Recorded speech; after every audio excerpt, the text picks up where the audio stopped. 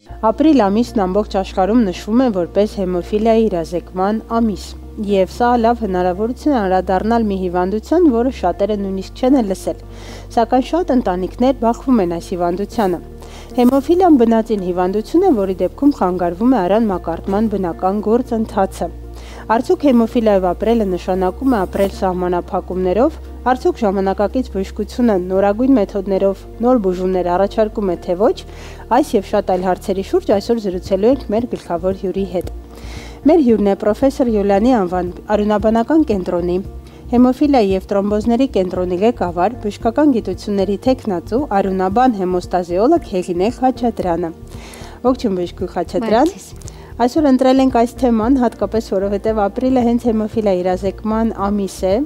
եւ շատ լավ գիտենք, որ դուք այս ոլորտում, ինչու ոչ, ամբողջ հեմատոլոգիայում եւ հեմոֆիլիաների թեմաներում կարելի ասել առաջատար մասնագետներից եք։ Խնդրեմ, ինչպես կմեկնաբանեք, ինչ է իրենց ներկայացնում հեմոֆիլիան։ Շնորհակալ եմ հրավերի համար։ Հեմոֆիլիան ժառանգական հիվանդություն է, փոխանցվում է մայրերից որդիներին, 30% դեպքերում մայրը կարող է կրող չլինել, տղաները հիվանդանում են, մայրերը կրող են, բայց 30% դեպքերում մայրերը կարող են կրող չլինել եւ հղիության ընթացքում մուտացիայի հետևանքով այդ ընտանիքում առաջին անգամ հեմոֆիլիա հիվանդությունը ի հայտ գա։ Հեմոֆիլիան մտնում է աշխարհի 7 թանկարժեք հիվանդությունների մեջ, բժշկասոցիալական խնդիր է։ Հետաքրքիր է հնչում, այսինքն այստեղ վարումն է դժվար, ապրելակերպն է ավելի բարդանում եւ իրոք սահմանափակումներ է ուղեկցվում, ինչու այն կոչվում այդ դժվարամատչելի եւ թանկարժեք հիվանդություն։ Ինչու, որովհետև արյան մակարդելիության գործոնների դեֆիցիտով պայմանավորված հիվանդություն է եւ բուժման միակ միջոցը անբավարար գործոնի ներերակային ներարկումն է, այսինքն հակահեմոֆիլային պատրաստուկներն են։ Հիվանդությունը դրսևորվում է զանազային բնույթի արյունահոսություններով, խորոչային արյունազեղումներով, ներքին արյունահոսություններով եւ արյունականք միակ միջոցը հակահեմոֆիլային պատրաստուկն է այս պարագայում, հետեւաբար այդ պատրաստուկը ստանալու համար շատ մեծ փուլեր են անցնում դեղագործական ընկերությունները։ Սովորաբար աշխարհի բոլոր երկրներում հեմոֆիլիան գտնվում է պետության հովանու ներքո, Հայաստանում նույնպես պետության հովանու ներքո է եւ մեր բոլոր հիվանդները ստանում են հակահեմոֆիլային պատրաստուկներ, երաշխավորված են մեր կողմից եւ պետությունն է հոգ տանում։ Անվճար հիմունքներով։ Այո, անվճար հիմունքներով։ Արդյոք ճիշտ եմ հասկանում, որ վաղ փուլերում եւս ախտորոշումը հնարավոր է, բայց կարող է մարդ ապրել հեմոֆիլիայով եւ չիմանալ այդ մասին, մեկ էլ մի տարիքում ի հայտ գալ, թե վաղ մանկական հասակից արդեն պարզ է հիվանդության մասին։ Գիտեք ոնց է, եթե հիվանդության ծանր կամ միջին ծանրության տեսակներն են, հիվանդությունը անմիջապես դրսևորվում է, այո, հիվանդությունը դրսևորվում է նույնիսկ ծննդաբերությունից հետո։ Վաղ մանկական տարիքում որքան ծանր է անբավարար միջոցը ֆակտորի մակարդակը արյան մեջ, այդքան շուտ է դրսևորվում հիվանդությունը։ Օրինակ ունենք հիվանդներ, որոնց մոտ հիվանդությունը դրսևորվում է 40 տարեկանում, հետվիրահատական սկսում են արյունահոսել եւ այդ այսպես ասած լատենտ հեմոֆիլիան է եւ մակարդելիության գործոնների ցանկացած գործոնի դեֆիցիտ հեմոֆիլիայի մի տեսակ է։ Այսինքն հեմոֆիլիան մի տեսակ չի, մի քանի ձևի հեմոֆիլիաներ գոյություն ունեն։ Այո։ Սովորաբար, ինչպես ասեցիք, ավելի շատ ախտանշանները հենց արյունահոսությունների, արյունազեղումների տեսքով են դիտվում։ Հիմնական ախտանշանները սրանք են, թե կան այլ, որոնք պետք է նաև մեր հեռուստադիտողները իմանան։ Հեմոֆիլիայի նրբությունը այն է, որ խորոչային արյունազեղումները, մասնավորապես խոշոր հոդերի ներհոդային արյունազեղումները հանգեցնում են հոդի դեֆորմացիային, դեֆիգուրացիային, որը հանգեցնում է հաշմանդամության։ Այսինքն սա ֆիզիկական թերության հանգեցնող հիվանդություն է եւ հիվանդները ունեն դեստրուկցիաներ, դեստրուկտիվ հեմոֆիլային օստեոարտրոզներ, որը խանգարում է նրանց լինել հասարակության լիիրավ անդամ։ Եթե կարելի է մի փոքր մանրամասնեք այս բուժման մոտեցումները, ինչպես հասկացա, ոչ բոլորն են, որ ամբողջ կյանքում են ստանում, միանվագ են դրանք, մի ինչ որ կարճ ժամանակահատվածում են սահմանափակ ստանում եւ հետո զերծ մնում դեղորայքից, թե սա մշտապես ամբողջ կյանքում ստացվող պատրաստուկներ են, որոնց մասին դուք նշեցիք։ Դա եւս կախված է հիվանդության ծանրության աստիճանից, ծանր եւ միջին ծանրության ձևերը կարիք ունեն նախապես կանխարգելիչ բուժման, այսինքն նրանք նախապես այդ դեղերը պետք է ստանան եւ խնդիր չունենալ, իսկ հիվանդության թեթև ձևերի պարագայում ըստ անհրաժեշտության, այսինքն ունենք արյունահոսություն, արյունական միջոց օգտագործում ենք հակահեմոֆիլային պատրաստուկը։ Հիմնականը կանխարգելիչ թերապիան է, այսինքն նախապես հիվանդը պիտի ստանա, որպեսզի կարողանա մարզվի, քայլի, վազի, հեծանի վարի եւ խնդիր չունենա։ Սովորաբար այդ հիվանդներին խորհուրդ ենք տալիս զարգացնել մենտալ ունակությունները եւ ավելի շատ հաջողության են հասնում, երբ ընտրում են մասնագիտություն, որը մենտալ ունակությունների հետ կապ ունի եւ քչերն են ավելի շատ մտավորի վրա, ոչ թե ֆիզիկական, հասկացա։ Այս պայն Բժշկուհի Խաչատրյան առաջարկում եմ դիտել ձեր օգնությամբ իսկ մեր պատրաստած տեսանյութը, որից հետո կանրադառնանք ավելի մանրամասն։ Մեր ընկերությունը ստեղծվել է 1997 թվականին, 98 թվականին դարձել է հեմոֆիլիայով հիվանդների համաշխարհային ֆեդերացիայի լիիրավ անդամ եւ այդ օրվանից սկսվել է մեր աշխատանքները այդ ֆեդերացիայի հետ։ Ֆեդերացիայի օգնությամբ 2003 թվականին համաշխարհային ֆեդերացիայի եւ մեր կառավարության միջև իդեմս առողջապահության նախարարության հուշագիր է ստորագրվել եւ ըստ այդ հուշագրի ստեղծվել է մեր կենտրոնը, հեմոֆիլիայով հիվանդների բուժման կենտրոնը։ Համաշխարհային ֆեդերացիայի օգնությամբ մեր բժիշկները եւ բուժքուրերը վերապատրաստվել են արտասահմանում, որից հետո սկսվել է մեր կենտրոնի աշխատանքները։ Իրենք մեզ օգնում են հումանիտար օգնությամբ։ Կառավարությունը 2006 թվականից սկսեց փոքր քանակությամբ դեղամիջոցներ 8-րդ եւ 9-րդ ֆակտոր գնել, բայց դա այնքան փոքր քանակություն էր, որ դա բավարար էր ընդամենը 1 հիվանդի 1 տարվա համար։ Իսկ համաշխարհային ֆեդերացիան մեզ հումանիտար օգնությամբ օգնում էր, որպեսզի մեր բոլոր հիվանդների բուժումը գոնե մինիմալ մակարդակով կատարվի։ Հիմա արդյունքներն ավելի բարձր են, ունենք կենտրոն, վերապատրաստված բժիշկներ, բուժքուրեր, ախտորոշման կենտրոն, որտեղ ունենք լաբորատոր բժիշկ եւ իհարկե մենք շարունակում ենք ավելի ընդլայնել եւ դարձնել ավելի մեծ բուժման հնարավորություններով կենտրոն։ Մենք համարյա զարգացող երկիր ենք, բայց համարյա զարգացած երկրի նման մենք համապատասխան բարձր մակարդակի բուժում ենք իրականացնում։ Good evening. Բարի երեկո, ուրախ եմ գտնվել այստեղ եւ հարցազրույց տալ հայկական Շանթ հեռուստաընկերությանը։ Ցանկանում եմ շնորհակալություն հայտնել Շանթ TV-ին, Հայաստանում, տարածաշրջանի եւ աշխարհի այլ երկրներում հեմոֆիլիայով հիվանդերին տրամադրվող բուժօգնության մասին խոսելու հնարավորություն տալու համար։ Ես դոկտոր Ասադ Հաֆարն եմ, հեմոֆիլիայի համաշխարհային ֆեդերացիայի բժշկական գծով եւ մարդասիրական օգնության բաժնի ղեկավարը։ Ֆեդերացիան գտնվում է Կանադայի Մոնրեալ քաղաքում, սակայն այն միջազգային կառույց է եւ ունի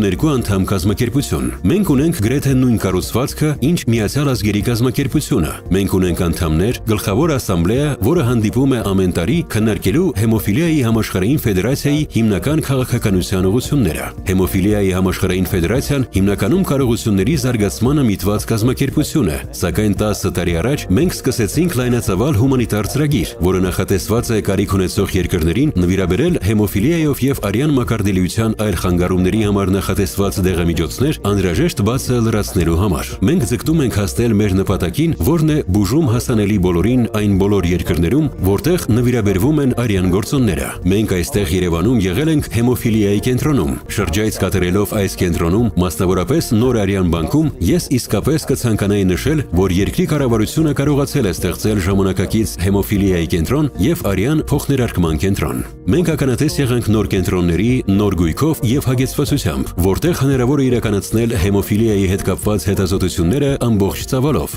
Արյան փոխներարկման կենտրոն, որը հսկայական աշխատանք է իրականացնում, ապահովելով ամբողջ երկրի արյան ծառայության պահանջները։ Միևնույն ժամանակ տեսանք հեմոֆիլիայի ասոցիացիայի աշխատանքը, որ արձագանքում է հիվանդերի կարիքներին, պաշտպանելով նրանց շահերը, կրթելով եւ իրազեկելով։ Եթե համեմատենք տարածաշրջանի այլ երկրների հետ, որոնք մենք այցելել ենք, ապա պետք է նշենք, որ Հայաստանը հասել է բավականին բարձր մակարդակի արյան համակարգի հիվանդությունների բուժման բուժման, ժառանգական արյան մակարդման խանգարումների, թրոմբոզների եւ հեմոստազի խնդիրների լուծման հարցում։ Այսպիսով, մենք շատ ուրախ ենք շարունակել այս ճանապարհը մեր հայ գործընկերների հետ եւ առաջարկել 5 տարվա ծրագիր, որով Հեմոֆիլիայի համաշխարհային ֆեդերացիան կհամագործակցի ՀՀ կառավարության, մասնավորապես առողջապահության նախարարի, բուժաշխատողների եւ ասոցիացիայի հետ։ Մենք կկենտրոնանանք հեմոֆիլիայի ախտորոշման հնարավորության վրա նաեւ մարզերում, կազմակերպելով մարզերի եւ մայրաքաղաքի բժիշկների վերապատրաստումները, ուսուցումը, ուղղված հեմոֆիլիայի եւ հեմոֆիլիայով մարդկանց մոտ արյունահոսության կառավարմանը, օգտագործելով վերջին ժամանակակից դեղորայքը,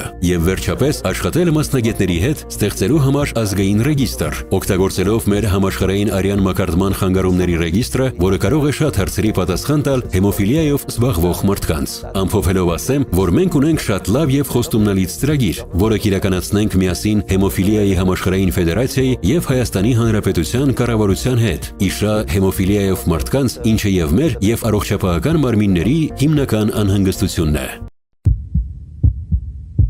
Դե ինչ, դիտեցինք տեսանյութը, խնդրեմ պատմեք այս հետաքրքիր համագործակցության մասին։ Մենք կազմում ենք Հեմոֆիլիայի համաշխարհային ֆեդերացիայի մի մաս։ Հեմոֆիլիայի համաշխարհային ֆեդերացիան ստեղծվել է բժիշկների եւ պացիենտների համատեղ սիմբիոզի արդյունքում եւ նրանք փորձում են խոցելի այս խմբերին օգնել աշխարհի ցանկացած վայրում եւ այս համագործակցության արդյունքում շահում են եւ հիվանդները եւ բժիշկները, քանի որ մենք փորձում ենք տրեյնինգներ անցնել, տիրապետել ամենանորագույն բուժման միջոցներին, դեղամիջոցներին, նույնիսկ նրանք հումանիտար աջակցություն են անում դեղորայքի ձևով ոչ միայն Հայաստանի հիվանդներին, այլ մի շարք երկրներ, որոնք դրա կարիքն ունեն։ Եվ բացի այդ նաև օգնում են համապատասխանել նորագույն բուժման ստանդարտներին։ Գործելակարգեր ենք մշակում, բժիշկներն են վերապատրաստվում, հիվանդներն են կրթվում, այսինքն մի շարք նորագույն ծրագրեր են, որոնք նպաստում են, որ եւ հիվանդները զարգանան եւ բժիշկները։ Արդյոք վստահ կարելի ասել, որ Հայաստանում կան նույն մոտեցումները, նույն գործելակարգերը, ինչ ամբողջ աշխարհում։ Մեր պացիենտները ստանում են նորագույն դեղորայք, նոր էրայի բուժում է կոչվում մոնոկլոնալ հակամարմիններով, 46 երեխա այսօրվա դրությամբ ստանում է այդ բուժումը։ Լաբորատոր ախտորոշումներն է շատ կարևոր, որը որ եւս լավ մակարդակի վրա է եւ փորձում ենք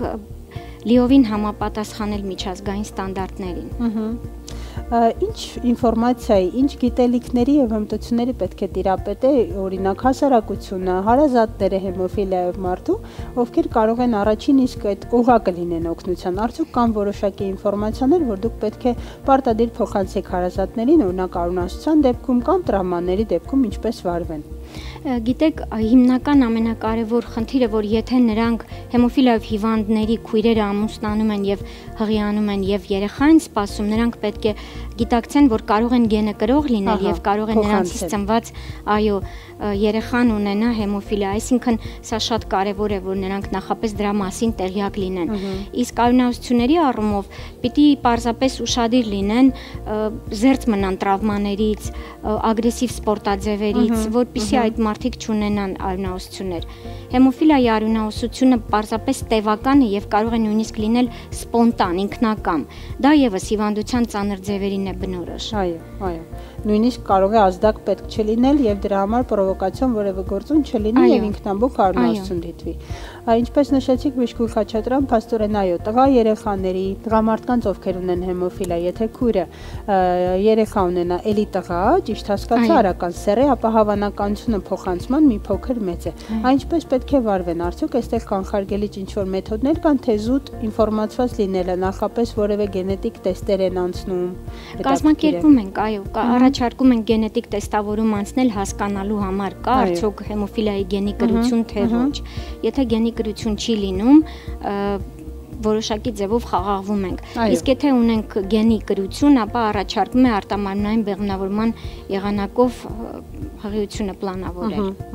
Շատ լավ։ Շնորհակալ եմ շատ հետաքրքիր զրույցի համար, կարծում եմ մենք ժամանակակից ստանդարտների, պրոտոկոլների մասին եւս խոսեցինք, կարծես թե կանխարգելմանը եւս անդրադարձանք, եթե վերջում դուք որևէ խորհուրդ ունեք մեր հեռուստադիտողներին, ովքեր առնչվել են հեմոֆիլիայի, խնդրեմ կարող եք ասել։ Գիտեք, ես մի խնդրանք ունեմ հանրությանն ու հասարակությանը, մենք հեմոֆիլիաների տեսակներ ունենք, որոնք դեղորայքով բուժելի չեն, այսինքն այդ հեմոֆիլիաների որոշակի տեսակները դրանց համար նախատեսված դեղորայք չկան եւ ես պարզապես կխնդրեմ, որպեսզի անհատույց դոնորությունը ակտիվացնեն Հայաստանում եւ ցանկացած արյունատվության մի դիմելիություն, մի արյունատվության, մի հիվանդի արյունահոսությունը կարող է կանգնացնել եւ մի երեխայի կյանք կարող է փրկել